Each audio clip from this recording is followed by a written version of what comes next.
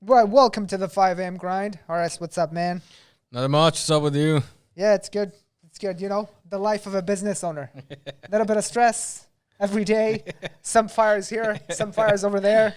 Man, Trying to put it out. I feel like every single time we get on the podcast, we're like, oh man, we're so busy. As if Yeah, this is the only week, yeah. but it's just like that's Yeah. what it is. No, That's the but grind. so you know how they say business is on 24/7? Yeah, it's on 24/7 Yeah. the whole time. The only thing I think about is my business. Yeah, no, 100%. Like on the weekends, and yes, the days mishmash together. It's all one thing. It's because it's like the connection between success and reward is, It's very correlated. Yeah, correlated, and it's like right there. It's staring you in your face. Yeah. And we talked about this earlier today. Like I am finding out issues with our website. Yeah. I can't sleep all night until I figure out like Yeah. what's the solution. You know what I mean? Because like if the website's good, then everything is good. You know what I mean? Yeah. Like it's like it takes just a lot out of you, but it's good. No. Yeah. No, it's good stress to have. It's good stress to have. The other thing I'm starting to learn as well, I don't know if you do this, but I do this with me as well. You know, I can't be an expert at everything. Obviously, there is my area of expertise. There are the things that I know I'm good at, but there's some things like I just don't know. And it would take me a long time to understand and become good at them. Yeah. I like to dabble in a lot of things, which is my issue. Yes. Yeah. I would say you're much better at that than I am. So my brother, Taysin, he always tells me, "Only focus on one thing." He's like, "You're not very focused. You're doing too many things," which is it's not completely wrong. But I try to stay focused on I choose a few things I like that I'm passionate about, and that's all I focus on. And then, because like, or do you mean as a business owner or as in just like life? both. Okay, I'd say good. both. Yeah, life and a business owner. Yeah, you got to learn to focus. You got to learn to say no. I used to be, when I was in my 20s, very much a yes person. You want me to do this? Yes. Yeah. You want me to do that? Yes. Yeah. Yes. I'll make the time. Yeah. No, I 100% agree. There's focus, but then again, like for me, it's like that's the thing. So, a lot of our business has been contacts and all the traditional routes of getting business in. Yeah. And I wanted, like we had decided as an organization to kind of pivot away from that and move towards a more digital presence. Yeah. And so that's what like I'm like looking at, like trying to do the SEO and stuff like that. For me, it's like I'm looking at, I have to understand it before I can give it to anyone. Yeah. Well, yeah, because you don't want to sound like an idiot when they tell you, "Oh, you got to do this." You want to know. Yeah. But then at the same time, aren't you supposed to rely on them for that subject matter? You are. You know, but one thing I've also noticed about just life in general, and this is just a concept I've noticed in business and whatever. You know, if you want a job done, sometimes no one will do it better than you will. Yeah. Right? But I don't know, you got to sometimes be comfortable with 80% of the way there. You know? 100%, 80% is you can't get perfection. But here's the thing, though. Perfection, I realized, Yeah. is just your mental, like, illusion, right? It's perfect to you, but that doesn't mean that business is going to come in. Yeah. From a business perspective, Yeah. if you're decorating your room and you want it perfect, fine, because you're the only one who's in that room. Yeah. Okay? But when it's business, you don't know what's going to pop. You know, Right. you might have a great marketing campaign, you might have a great pricing strategy, you might have a lot of things, right? Right. You don't know what's going to pop. I feel like, yes. So perfection usually in business is sometimes the enemy of progress. Yeah. Right. Yeah. It's funny because this entire discussion actually is a nice segue into our topic for today. So the topic for today was going to be stop micromanaging. So this is to a lot of business owners and entrepreneurs. Stop micromanaging. Wanted to cover 4 questions. Number 1, why is it important not to micromanage? Number 2, when do you know that you should stop micromanaging your organization? Number 3, well, how do you delegate? Number 4, how do you deal with client service issues when you stop micromanaging? Okay. I feel like number 3, how do you delegate, is actually like it could be an entire other podcast. Yeah. But let's run through some of these items and we can sort of see where it goes. So Horace, why is it important not to micromanage? Or are you a micromanager? Do you micromanage or do you not do that anymore? So I would say that when somebody is around me for the first time, yes, I will be micromanaging them. If they're new. Because I need to know what's going on. There's too much on the line, so I can't especially like within the legal field. Like I just need to make sure that everything's being done properly. This is not like, for me, it's like, okay, if I am selling a widget for like $10, $20, $100, right? Something goes wrong, I can tell the customer, here you go, here's your money back. Here, you're dealing with a lot of money. If something goes wrong, it's not $100. It's $1 million. And so I need to be on top of like what's going on. Having said that, I am slowly realizing that you do need to put the proper systems in place so that everything's managed itself. So whenever there's a red flag, it automatically comes to you. And at the same time, like, you need to have that balance with the people you're working with, because if you micromanage, nobody's going to work with you. Yeah. Or if they do work with you, then they just become stupid. You know what I mean? They can't do anything unless they talk to you about it. Yeah. So you want somebody to be like, all right, I can pick up and do whatever. Yeah. And I like that. I appreciate that. But I need to make sure that you're well trained and you're able to do so. Yeah. At a high level. I mean, there's different things. If it's actually, you know what, there ain't different things. If there's, I would argue legal side, okay, yeah, that needs to be 100% for me. Marketing, I would say that depending on how important it is. If we're talking about blogging or something, 80% is fine. 60% is fine. Heck, man. Anything that's like marketing at a local level, I would say 80% is fine. But if you're looking at brand building, then we have to hit for 100. Yeah. There's a lot of like different. You know, one of the things about this question, this whole why is it important not to micromanage? And I saw a tweet somewhere, and it said something like, your job as a CEO or a founder is to be allergic to doing any work. It sounds very counterintuitive, but it is kind of true. If you're going to build a big business, let's say a big law firm, 20 people, 20 lawyers, 30 lawyers, Horace, you're not going to know every file. To be honest with you, I don't think you'll know a lot of your employees. You won't know them very intimately, though. And you won't know every file that comes into your office either, because sometimes that file will be done by somebody and it'll go out the door. You would have never seen it, right? But that's not a bad thing. That's how a big organization runs. It runs efficiently, smoothly, delivers good quality service. And you as the owner of a 30-person law firm, you can't be involved in every file. It just doesn't work that way. I agree. Actually, when I first hired some of my first guys, we would, or I would at least, be like, all right, this email needs to be sent out. Okay, this guy's going to take 45 minutes. There's going to be a lot of back and forth. Yeah. All right, I could draft this email in 2 seconds. I'll draft it, I'll send it. Okay, send this. That's it. After a while, I'm like, okay, I can't do this. Because if you're doing that for 10 guys, that 2 minutes for you is going to be all day long. You don't get anything else done, right? So it's like, all right, you get them to do it, but then you put the pressure on as well. Like, hey, this has to be done in a timely manner. I understand in the beginning you're learning, but I expect there to be progression as you're doing this. So you get into that 2-minute part. Yeah. I think I like one quote about this whole thing, and it's, deciding what not to do is as important as deciding what to do. That's really good. It's really good. I 100% agree. Because you got to put just as much thought into that. It's like, which part of your client process are you not handling? You're giving to your staff to handle. Yeah. Right? No, sometimes I do like panic. I'll wake up in the middle of the night, like, crap.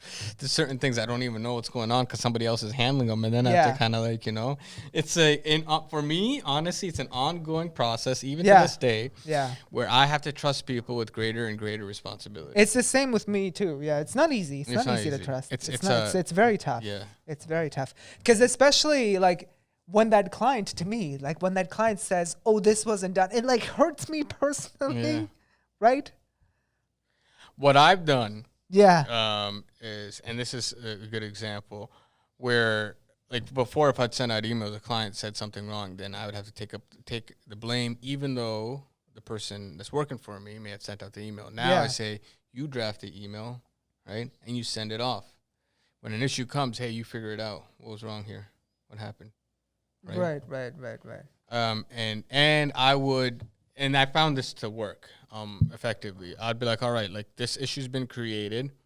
I want you to at least show me a draft of the email or whatever you plan on doing next. Let me know.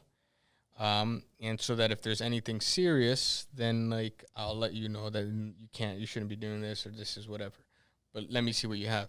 What I've seen is as soon as you put people in those positions, they're going to be careful of sending out that first email because they don't want to be in that position again. Yeah. You know what I mean? If you take the blame for them, they're like, all right, it doesn't matter. This guy's going to take the fall anyways, and he's going to take the heat. So whatever. But now it's like, no, you go call that person and you figure out what it is. Yeah. Right? And I'm going to review everything. And there's like a performance review as well and all of that.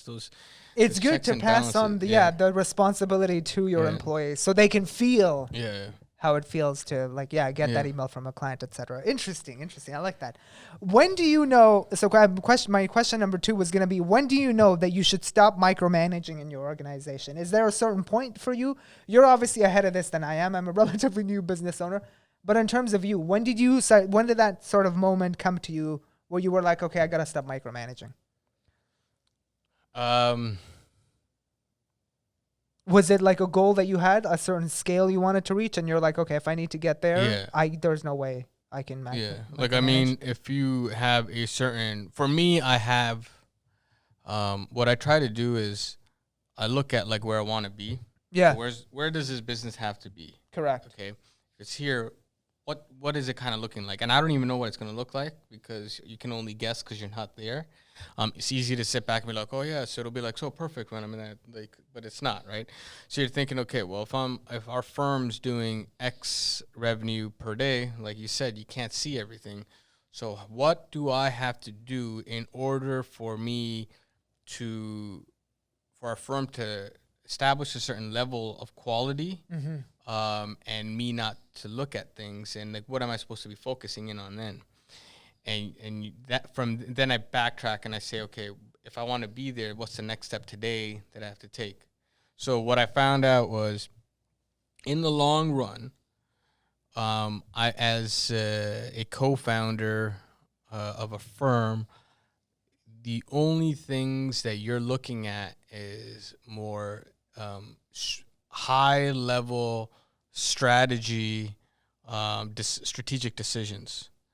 And that is basically looking at like, where is this business going to be 5 years, 10 years down the line, and preparing it for that. That's what you're preparing it for. So you're not you're allergic to the day-to-day business. Because that's good now. Where are we going to be 5 years from now?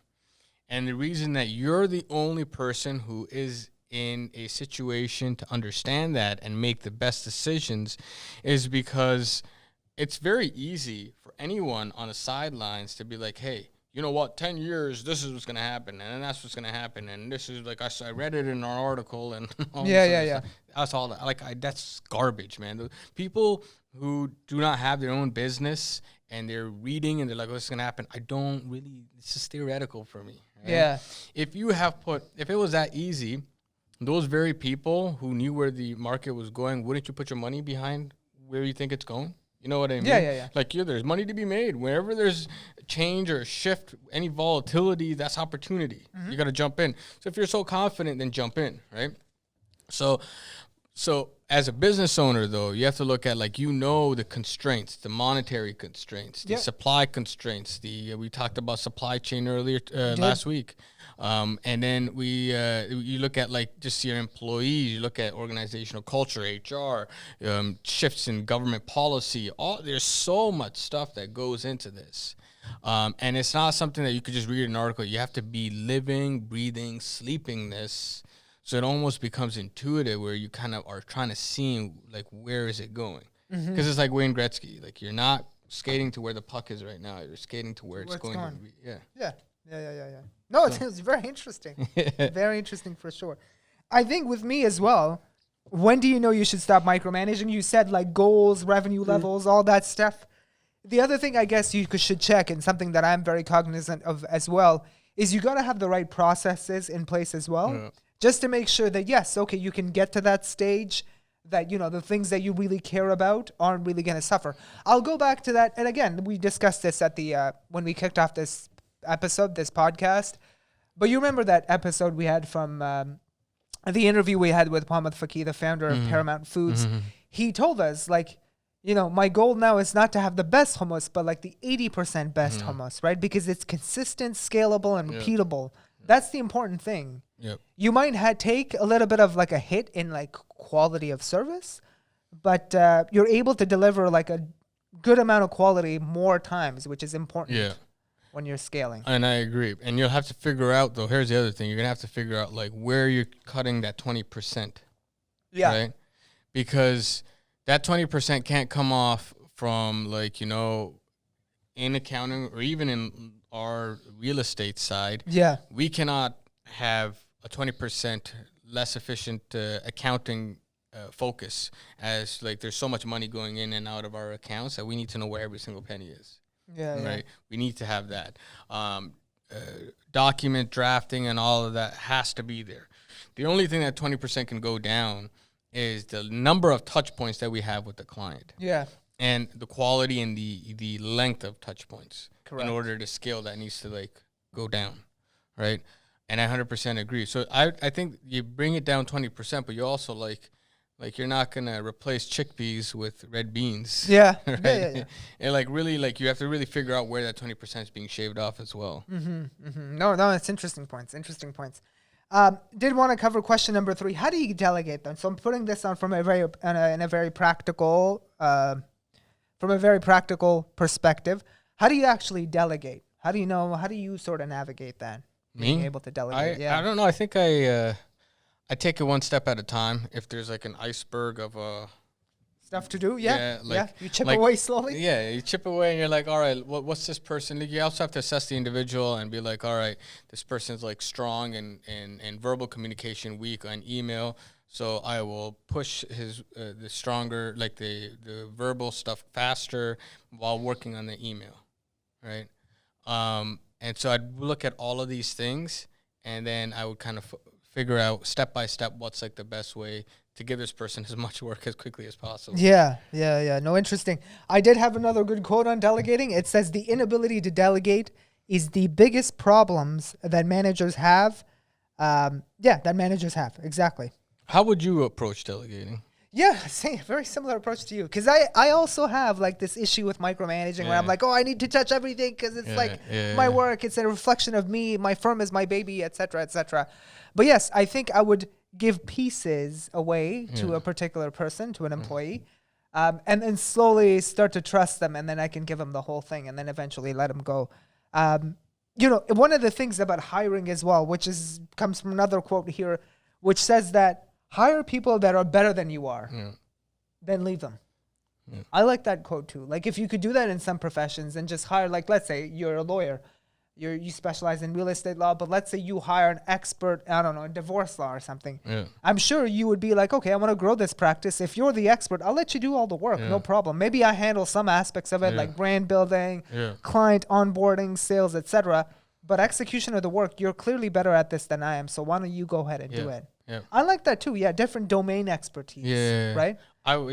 That's something that like I would sign up to more than I would give away. Yeah, somebody coming in for family law, like divorce and stuff, before I would give away the marketing and the branding and the website and online presence. Yeah, I actually agree with that. Yes, because I think it's that there's another quote today, but like it's I think Michelle Romanov, one of the dragons, said, your job as a CEO switches every 6 months or something like that as a founder, right? In the very beginning, you're doing a lot of the sales, the marketing. You're also doing client fulfillment, kind of like how I am. Yeah. But as your organization grows, like you take on different tasks. You focus more on the sales and marketing while your employees focus on just doing the actual work and things like that. Yeah, I think the last thing I would give away, like the purpose, I can't, I guess, emphasize this enough, but I think with a lot of people, they feel like, if you've got like a great product, it's going to sell itself. That's not the case. No. Okay. And I think even Peter Thiel in his like, 0 to 1 book, he talks about like a lot of people, like a lot of programmers saying, oh my God, it's going to be amazing. It's like, that's not how it is. It's like, it has to be advertised so people know about it. Right. I mean, a lot of the money, I don't know what the percentage is, but of like money raised by startups goes back to Google and Facebook through advertising.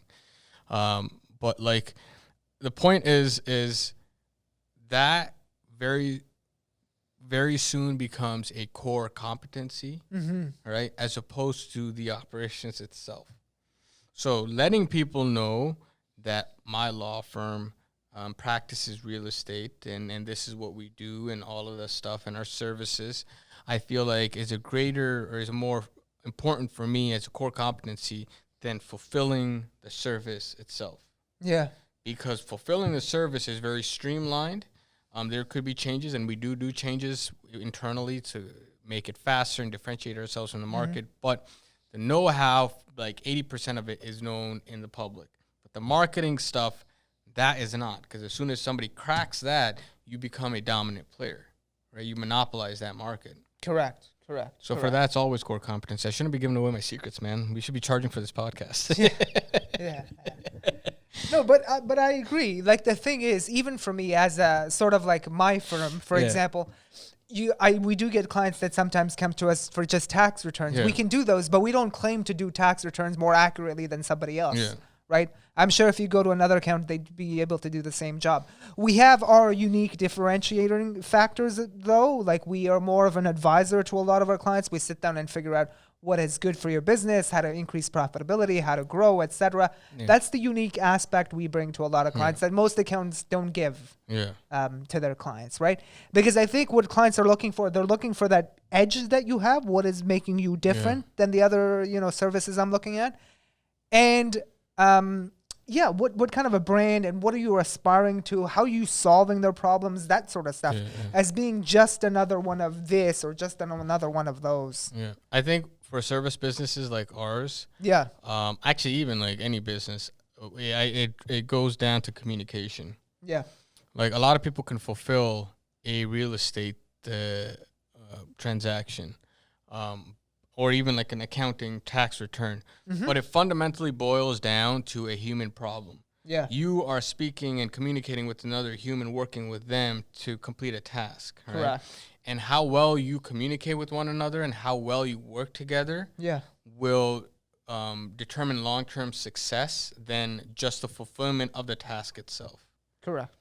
And that's what people need to kind of focus in on. They don't really look at like, okay, I can do like a tax return or a real estate closing better than anybody. No, you can't. It's pretty much a closing's a closing. It's pretty standard. It's pretty standardized. However, when things get rough, are you able to communicate with your team effectively in a way where everybody understands each other, everybody's on the same page to make the best decision possible? Yeah. Right? Just because perhaps like sometimes it's not that there's anything wrong or it shows anything poorly about somebody. But like if I'm a lawyer and I can't explain effectively to somebody else what their rights are because they don't speak English, right? I mean, I could be the smartest guy in the room. It doesn't really matter. Right? It's better for them to go with somebody who's like half as smart but can speak the same language. Yeah. Right? Because they'll understand something from it. Yeah. Right? So that's the kind of thing. It's like communication at the end of the day is what matters because when things get tough, that's when you need to know that everybody's on the same page. Yeah. No, understood. I did want to cover the last question. How do you deal with this whole issue, the issues that you have with your clients? For example, one of your employees gets something wrong and you have a client service issue and you've delegated. How do you sort of resolve that issue? When it's brought to my attention, I look at like how severe it is. Yeah. Okay.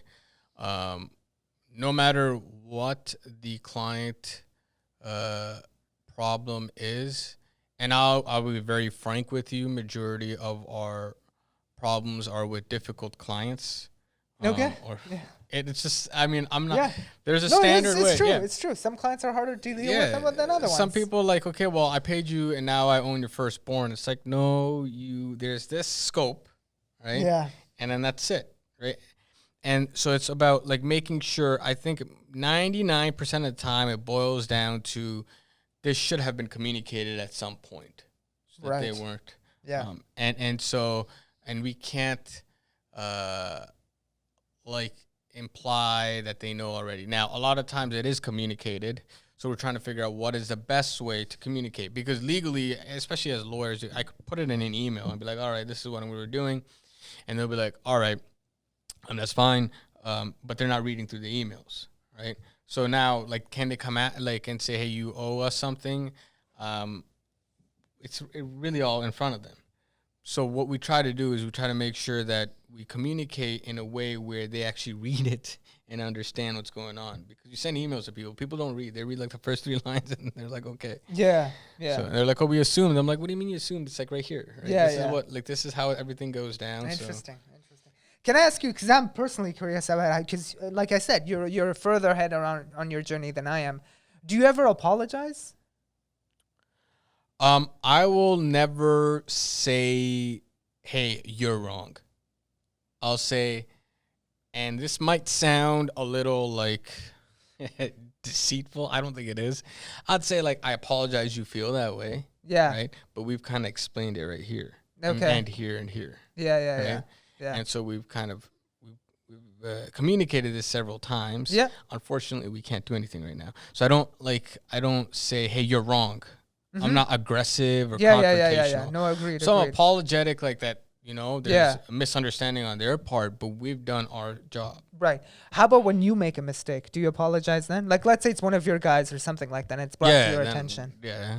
Okay, you do, Yeah, I'll be like, hey, apologize. This is kind of our mistake. Yeah. And, so be upfront about it, etc., and just take it on. Yeah. In general, do you find people are okay with apologies? I mean, no. When you apologize to them, it gives them a license to, like, okay, well, is this a weakness? Now let's go get them. Yeah. So, but a lot of times, that's the majority of the time. Sometimes people are nice and they're just like, you know what? They're understanding. Yeah, they're understanding. But the thing is, people who are understanding, they never get to that state because I know how our practices ran. I can understand other practice. I'm not talking about any other firms. I can understand businesses where communication is not 100%. Yeah. Right. And so perhaps there's things that are not disclosed, or not disclosed in the best way. But I know for a fact that, like, we are, like, just recording videos, putting our emails in, and designing those emails in a way so your eyes can go at least to some of the important stuff. We're putting in so much energy, not only to get you the message, but to ensure that, you know what, if you are driving home and you're tired and you open up your email on your phone, you get to at least see the more important parts and you'll know what's happening. Yeah. Right? Yeah. So we put so much energy. Like, I will always, like, when I train my guys, I'm like, hey, listen, these emails, you need to understand, like, okay, how you're going to be editing or formatting it is 90% of the job. Yeah. Presentation, communication, laying out something in a very simple way. So I'm confident within our abilities to communicate. I'm very, very confident. Yeah. So interesting. Yeah, no, a very good discussion just about delegating and things like that. It's definitely not something easy for a lot of entrepreneurs to do, right? Because especially when you're starting a business, at least where I am, I'm involved in everything. Eventually, though, I know as I grow, you have to let it go. This is the reality of how it is, right? And you're always afraid as to, like, so when I let it go, how is it going to work? Like, how is this person going to do it? Like, do they know what they're doing? Your heart skips a beat. Yeah, it does. It's such an interesting dilemma. Such an interesting one. It's growing pains. It's good pains. It's good pains. I guess, You become bigger, you have other problems. Yeah, interesting. All right. Anything else to add on this topic? Nope. I guess it's something that it's another, like, all aspects of business, just like in life, you're just growing. You have to constantly be learning, and this is just another stage. Yeah, just part of the evolution. Yep. All right, we hope you enjoyed this podcast. We'll see you guys in the next one. Take care, guys. Take care.